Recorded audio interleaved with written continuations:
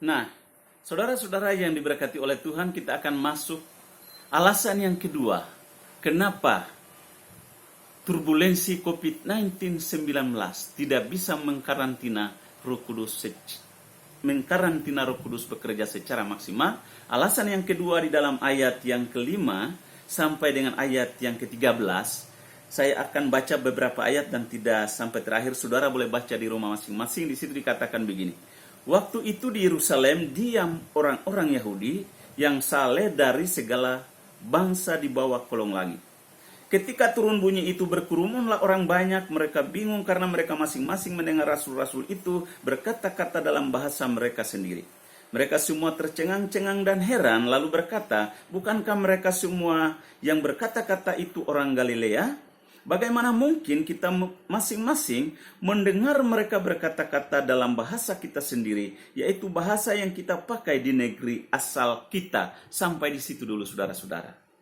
Nah saudara, alasan yang kedua, kenapa turbulensi COVID-19 tidak bisa membatasi Roh Kudus bekerja, karena alasannya adalah karena Roh Kudus bekerja melampaui logika manusia. Kenapa saya katakan Roh Kudus bekerja melampaui logika manusia? Karena saudara, kita tahu bahwa otak manusia itu terbatas. Otak manusia itu beratnya itu 2,7 ons atau 2,7 ons, ya, 2 kilo 7 ons. Itu beratnya. Atau juga 1.200 gram atau 1,2 ons. 1,2 ons. Nah, saudara-saudara, atau memiliki 2% daripada berat badan masing-masing orang. Otak orang besar dengan otak anak kecil beratnya berbeda-beda. Otak orang besar itu pasti antara yang tadi saya katakan 2,7 kg. Nah, kalau anak-anak bisa 1,2 ya 1.200 gram. Nah, berat 2% berat badan daripada seseorang itu beratnya otak. Nah, ukuran otak itu sendiri 1.350 cc atau 1 juta sel saraf atau neuron. Di mana itu bicara tentang ukuran, ya.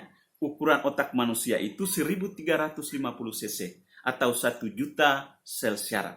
Nah, otak manusia baik berat maupun ukuran itu terbatas Bapak Ibu Saudara-saudara. Nah karena itu untuk mendeteksi Roh Kudus bekerja maka sangat sulit. Karena apa? Karena otak kita itu terbatas untuk memahami Allah yang tidak terbatas. Tetapi syukur kepada Tuhan, Tuhan memberikan akal sehat kepada kita untuk bisa memperlengkapi manusia untuk bisa mengerti hal-hal yang diciptakan oleh Tuhan. Itulah sebabnya pada waktu Raja Salomo selesai membangun rumah Tuhan, dia berkata, inilah rumahmu Tuhan. Kiranya Tuhan berdiam di dalam rumahmu ini. Jikalau Tuhan harus hadir, maka langit pun tidak bisa memuat engkau. Bumi ini pun tidak bisa memuat engkau ya Tuhan. Tetapi inilah rumahmu. Kiranya Tuhan hadir di tengah-tengah rumahmu ini untuk memberkati umatmu Israel. Nah, saudara-saudara yang dikasihi oleh Tuhan Yesus Kristus, otak manusia yang terbatas ini untuk memahami Allah yang tidak terbatas tidak semudah yang kita pikirkan. Tetapi oleh karena perkenanan Tuhan mengakibatkan kita bisa memahami Tuhan dengan pemahaman yang sangat-sangat minim. Dan karena itu mari kita belajar di sini tadi di dalam ayat 5 sampai dengan ayat yang ke-8, di situ dikatakan bahwa orang-orang dari segala kolong langit berkumpul di tempat itu ketika mendengar bunyi itu turun. Lalu mereka mendengar. Para rasul dan orang-orang percaya berkumpul di situ kurang lebih 120 orang. Mereka berbicara tentang bahasa mereka. Logikanya adalah begini. Kalau para murid ini mengikuti kursus, maka mereka akan tahu bahasa orang Partia, orang Bitinia, orang Firgia, orang Arab, orang-orang yang di sekitar Yerusalem. Tetapi mereka tidak pernah belajar bahasa-bahasa mereka. Tetapi Roh Kudus bekerja dengan ajaib, bekerja dengan dahsyat, bekerja dengan luar biasa. Untuk apa? Untuk memberikan pengertian kepada mereka. Sehingga mereka berbicara kepada semua orang-orang yang hadir di situ dengan bahasa-bahasa mereka. Dengan tujuannya adalah supaya mereka percaya bahwa ada Allah hadir di tengah-tengah mereka. Dan karena itu saudara-saudara, Roh Kudus itu dapat bekerja melampaui logika kita.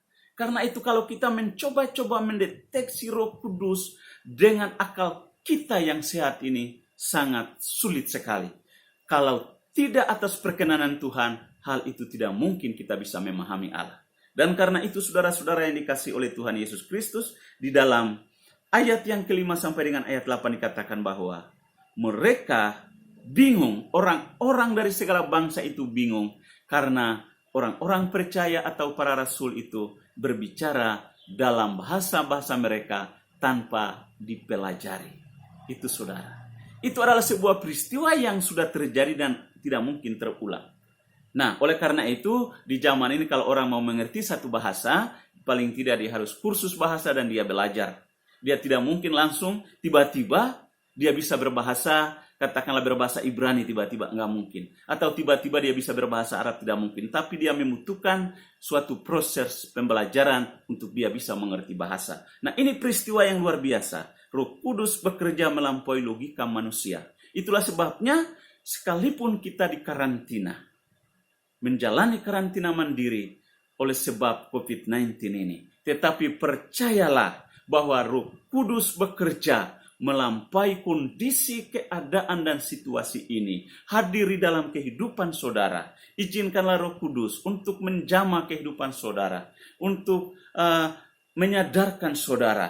Di dalam Injil Yohanes dikatakan bahwa karya Roh Kudus adalah dia menginsafkan manusia akan dosa, penghakiman, dan kebenaran. Kalau saudara bisa mengerti firman Tuhan, itu adalah karya Roh Kudus yang diam di dalam saudara, yang ada di dalam saudara, yang memberikan pengertian kepada saudara, sehingga saudara bisa mengerti firman Tuhan.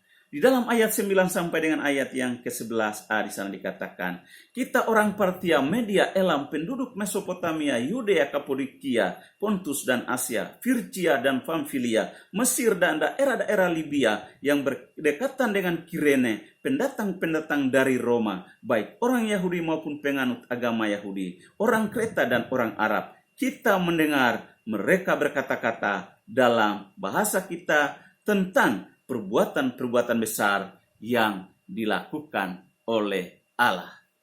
Roh Kudus dapat mengerjakan perbuatan-perbuatan besar di tengah-tengah peristiwa pencurahan Roh Kudus itu. Apakah karya Roh Kudus itu bekerja hanya sampai saat itu? Tidak, Bapak Ibu Saudara. Roh Kudus masih bekerja sampai hari ini dalam kehidupan saudara, dalam kehidupan saya, dalam kehidupan Bapak Ibu, setiap orang-orang percaya dimanapun saudara berada. Ketika saudara mengizinkan Roh Kudus untuk bekerja lebih jauh lagi dalam kehidupan saudara, dia akan menyadarkan, dia akan mengingatkan akan kesalahan-kesalahan yang saudara buat. Dia akan menginsafkan saudara akan segala dosa-dosa yang saudara lakukan. Sehingga saudara sadar, saudara berbalik, bertobat kepada Tuhan Yesus Kristus. Nah, saudara-saudara yang diberkati oleh Tuhan. Di dalam ayat 11b di sana dikatakan begini. Ya, ayat 11b. Kita mendengar mereka berkata-kata dalam bahasa kita sendiri tentang perbuatan-perbuatan besar yang dilakukan Allah. Orang-orang dari berbagai bangsa di bawah kolong langit di sekitar Yerusalem itu berada di tempat itu. Dan kalau seandainya para murid hanya menggunakan bahasa Ibrani pada saat itu, atau bahasa Aram, saya yakin orang-orang yang hadir di situ tidak akan pernah mengerti tentang apa yang disampaikan oleh mereka. Tetapi justru karena Roh Kudus bekerja melampaui logika manusia, yaitu dengan cara Roh Kudus sendiri, mereka bisa berbahasa. Semua orang-orang yang hadir pada saat itu, mereka berbicara dengan bahasa-bahasa mereka, dan orang-orang itu mengerti bahwa perbuatan-perbuatan Allah yang luar biasa mereka alami dan mereka dengar pada saat itu, saudara-saudara. Nah, karena itu saudara-saudara yang dikasihi oleh Tuhan Yesus Kristus, pada kesempatan ini saya hendak mengingatkan kepada saudara-saudara di dalam menjalani karantina mandiri oleh karena turbulensi pandemi COVID-19 mengakibatkan sehingga terjadi suatu goncangan terhadap semua bangsa-bangsa, terjadinya goncangan terhadap setiap manusia yang ada di tengah-tengah dunia ini, terhadap setiap orang-orang percaya, mungkin juga terhadap saudara dan saya, karena goncangan itu tidak menentu. Hari ini korbannya sekian, besok hari korbannya sekian, kadang dia naik, kadang turun. Nah, itu adalah sebuah goncangan, itu adalah sebuah turbulensi, temperatur yang berubah-ubah, suhu yang berubah-ubah. Tetapi percayalah, Roh Kudus diam di dalam kita dan menyertai kita. Dia bekerja dalam kehidupan setiap kita, tidak bisa dibatasi oleh situasi, oleh kondisi, dan oleh keadaan. Saudara-saudara yang dikasihi oleh Tuhan, firman Tuhan katakan di dalam Efesus pasal yang ke-5 ayat 18, kita baca sebentar. Efesus pasal 5 ayat 18. Ayat 18. Di sana dikatakan begini. Efesus pasal 5 ayat 18. Dan janganlah kamu mabuk oleh anggur, karena anggur menimbulkan hawa nafsu, tetapi hendaklah kamu penuh dengan Roh Kudus. Di situ dikatakan, tetapi hendaklah kamu penuh dengan Roh Kudus. Di dalam bahasa Yunani ada dua kata perintah. Kata perintah yang pertama adalah aorist imperatif. Artinya kata perintah masa lampau.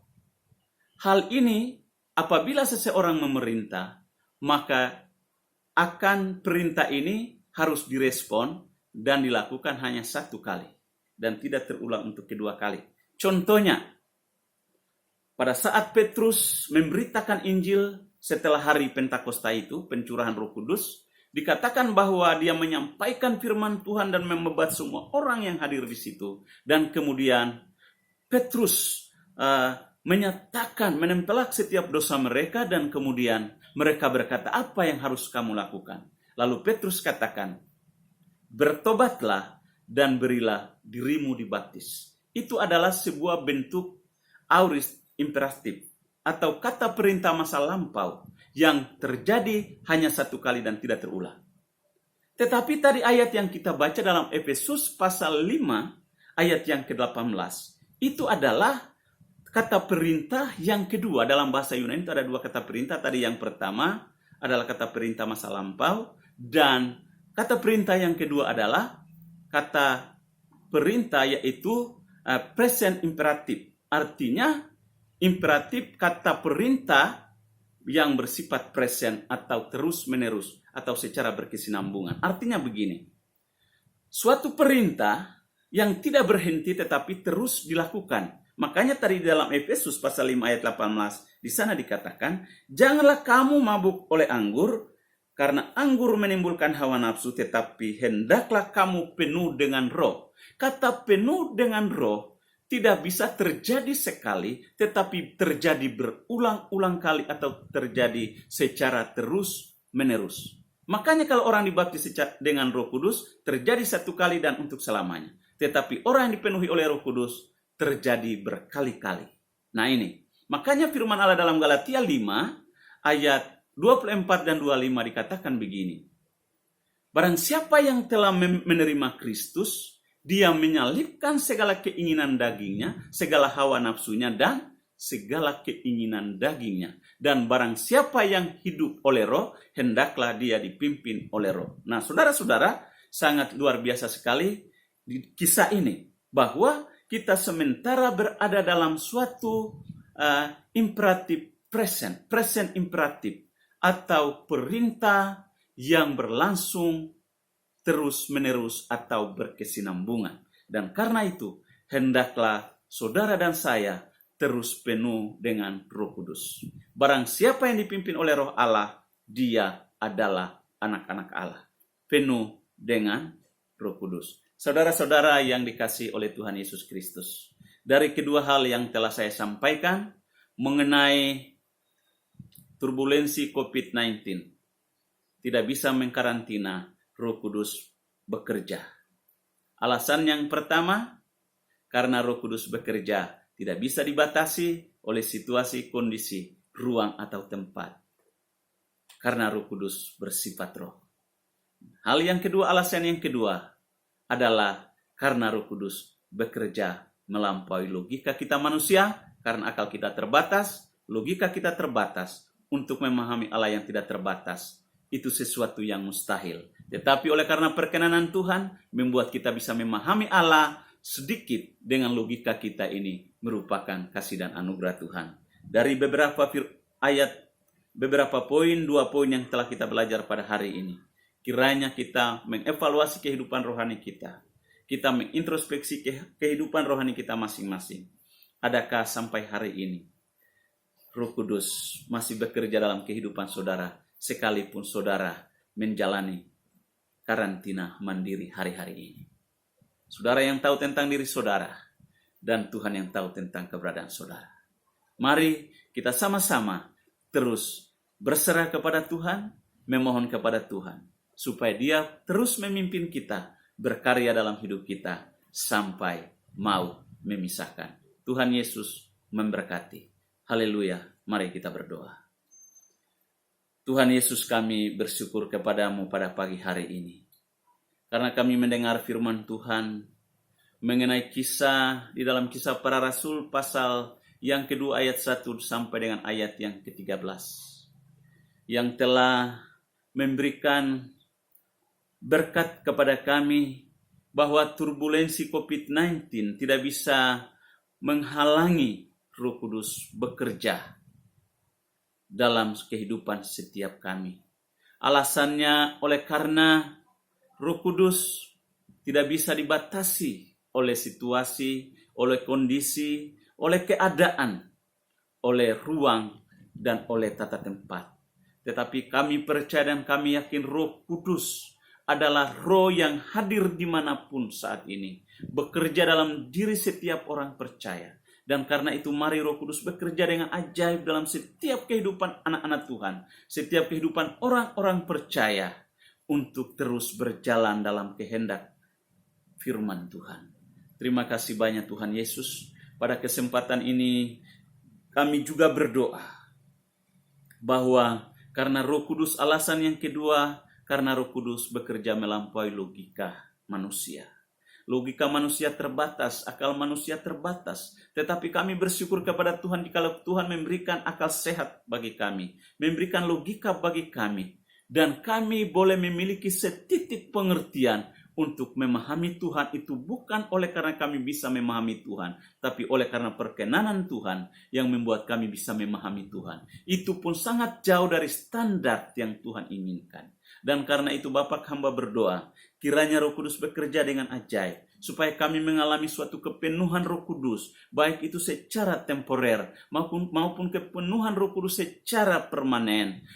Karena kami sangat rindu Tuhan, kami memiliki, oh Tuhan, kepenuhan Roh Kudus secara permanen, yaitu supaya kami memiliki buah-buah roh, yaitu sukacita, damai sejahtera, kesabaran, kebaikan, kemurahan, kesetiaan, oh Tuhan, kelemah lembutan, bahkan penguasaan diri. Kiranya Tuhan mampukan kami supaya kami memiliki buah roh ini dalam setiap kehidupan kami. Hal itu akan berdampak kepada dunia, kepada orang-orang, bahwa dengan kehidupan kami, orang-orang diberkati oleh Tuhan. Terima kasih banyak Tuhan Yesus, tanamkan firman ini dalam hati kami. Siapapun kami, dimanapun kami berada hari-hari ini, dalam menjalani karantina mandiri, kami percaya hari ini, setiap rumah kami berada di tempat kami, setiap masing-masing kami, di dalam rumah kami tidak terisolasi oleh karena kondisi dan keadaan atau oleh karena tata ruang dan tempat. Tetapi kami percaya Roh Kudus ada di dalam kami, bekerja di dalam kami untuk mengadakan sebuah restorasi yang luar biasa, membawa suatu dampak yang besar untuk sebuah perubahan ke sisi kejonanya Tuhan, mengalami suatu kebangunan rohani yang luar biasa dalam kehidupan kami untuk selalu memuliakan Tuhan dengan perbuatan kami, dengan perkataan kami, dengan pikiran kami, dengan perasaan kami, sebagaimana pikiran Kristus kami miliki, hati Kristus kami miliki. Oh Tuhan, supaya kami selalu dan senantiasa dipenuhi oleh Roh Kudus. Terima kasih Tuhan Yesus, terima kasih. Hamba mau berbicara saat ini berhenti, tapi hamba percaya Roh Kudus tidak pernah berhenti bekerja. Terima kasih Tuhan. Inilah doa kami mohon Roh Kudus tanamkan firman ini supaya kami menjadi pelaku-pelaku firman Tuhan. Dalam nama Yesus kami mengucap syukur dan berdoa. Haleluya. Amin.